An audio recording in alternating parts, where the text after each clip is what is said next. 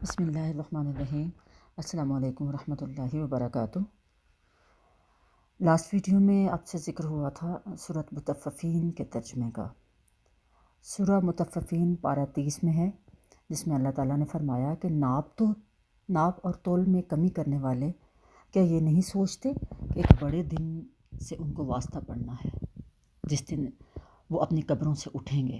پھر ایسے لوگوں کا کیا بنے گا؟ دنیا میں غلط کام کرتے ہوئے ان لوگوں کو احساس ہی نہیں ہوتا کہ ایک دن جواب دہ ہونا ہے اللہ تعالیٰ کے سامنے، کہ ایک ذرہ برابر کی گئی بدی، کوئی بھی برا کام، کوئی برا فعل، اس کا بدلہ ملے گا، اس کی جواب دہی ہوگی۔ تو وہ دن بہت رسوائی کا ہوگا، اور اس دن کوئی بچانے والا نہیں ہوگا سوائے اللہ کی ذات کے۔ تو ان برائیوں کو چھوڑیے۔ اللہ تعالیٰ نے سورۃ مطففین میں کہا، کلا ان کتاب الفجار لفی سجین، ہرگز نہیں، بے شک گناہ گاروں کا اعمال نامہ سجین میں ہے۔ وما ادراک ما سجین، اور تمہیں کیا خبر کہ سجین کیا ہے؟ کتاب مرقوم، ایک دفتر ہے لکھا ہوا۔ برائی کرتے ہوئے ہمیں احساس نہیں ہوتا نا موت کب آئے گی، اس کے بعد کیا ہونا ہے، یہ سب کچھ بھولے بیٹھے ہم۔ اللہ نے کہا ہرگز نہیں، بے شک گناہ گاروں کا نامہ اعمال سجین میں ہے، اور تمہیں کیا پتہ سجین کیا ہے؟ ایک دفتر ہے لکھا ہوا۔ میں نے کل آپ سے بات کی تھی کہ یہ لفظ سجین یاد رکھیے گا۔ آج آپ کو بتاتی ہوں کہ سجین کیا ہے۔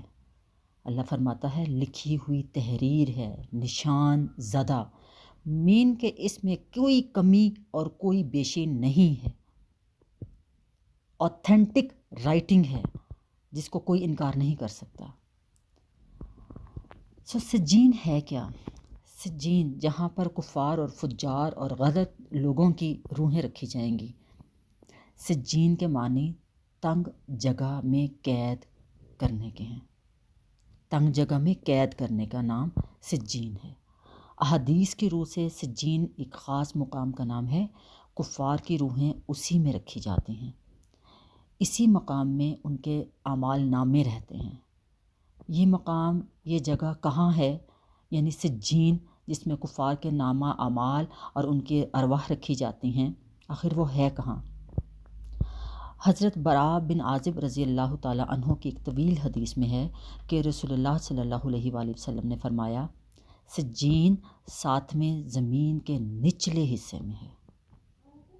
سجین 7ویں زمین کے نچلے حصے میں ہے، جہاں پر برے لوگوں کی، کفار کی، فجار کی، غلط کام کرنے والوں کی روحیں رکھی جاتی ہیں۔ اب آئیے سائنٹیفک ریسرچ کی طرف۔ دنیا بھر کے سائنسدانوں کے مطابق زمین کے جس حصے میں کھدائی کی گئی، ایک حد تک کھدائی کے بعد ہر طرح کی مشینری کام کرنا چھوڑ دیتی ہے، کیونکہ انتہائی سخت چٹان سے وہاں واسطہ پڑتا ہے جو انبریکیبل ہے۔ چاہے وہ زمین کا کوئی بھی حصہ ہو، چاہے سمندر کے اندر ہو، سی بیڈ سے کھدائی شروع کرو تو وہاں پر بھی ایک مقررہ حد تک اس کی کھدائی کی جا سکتی ہے، اس کے بعد وہی چٹان، نہ ٹوٹنے والی چٹان سے واسطہ پڑتا ہے۔ یہ ریسرچ بتاتی ہے کہ زمین کے اندر ایک ایسی جگہ ہے جہاں انسان کی رسائی ممکن نہیں۔ حدیث کی روح سے سجین زمین کے انتہائی نچلے حصے میں ہے، جہاں کفار کی روحیں رکھی جاتی ہیں۔ ابن جریر نے اپنی تفسیر میں حضرت معاذ بن جبل رضی اللہ تعالیٰ عنہ سے روایت کیا ہے کہ رسول اللہ صلی اللہ علیہ وسلم سے سوال کیا گیا کہ قرآن میں جو کہا گیا ہے وَجِیءَ یَوْمَئِذٍ بِجَہَنَّمَ، کہ قیامت کے روز جہنم کو لایا جائے گا، اس کا کیا مطلب ہے کہ کہاں سے لایا جائے گا؟ تو آپ صلی اللہ علیہ وآلہ وسلم نے فرمایا کہ جہنم کو 7ویں زمین سے لایا جائے گا۔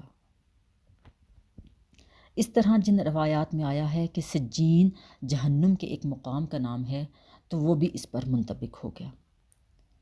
امام بغوی اور ابن کثیر نے فرمایا کہ کفار و فجار کے اعمال نامے مہر لگا کر محفوظ کر دیے جاتے ہیں، اور ان کے محفوظ کرنے کی جگہ کا نام سجین ہے۔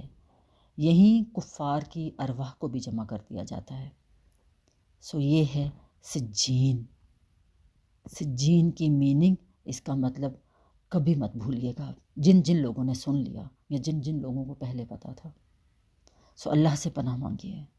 اللہ تعالیٰ نے قرآن کو ہمارے لیے اتارا، ہمارا فرض ہے ہم اس کو پڑھیں، اس کو سمجھیں، اس پر عمل کریں، صراط مستقیم پر چلیں. کل انشاءاللہ تعالیٰ بات کریں گے علیین کے بارے میں، جس کا ذکر اللہ تعالیٰ نے سورۃ مطففین میں کیا ہے. سو بات کریں گے علیین کیا ہے اور کہاں ہے. جزاکم اللہ خیر.